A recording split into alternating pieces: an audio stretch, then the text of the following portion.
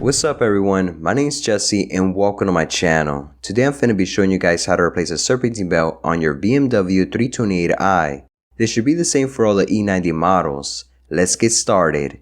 Before removing the Serpentine belt, there's a few things you should get out the way, like the air intake duct and the air filter housing. Start by removing the two T20 Torx fastener.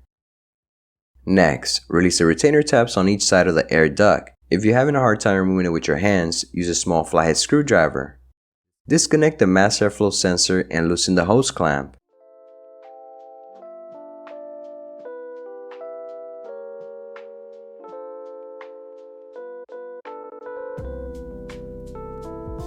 Remove the two 10mm bolts from the air filter housing.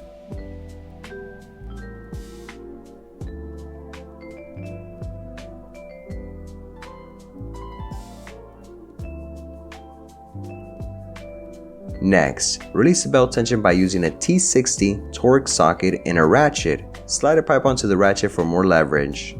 Rotate the belt tensioner clockwise to release the belt tension. With the tension release, pull the belt off.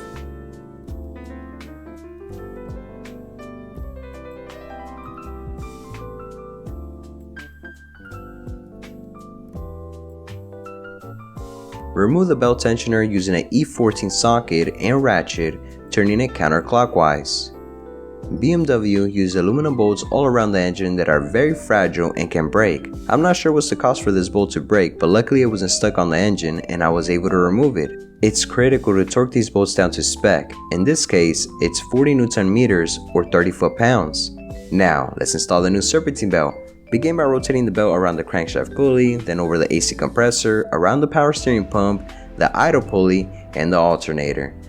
I've drawn a belt routing diagram for you guys. Go ahead and pause the video if you need to.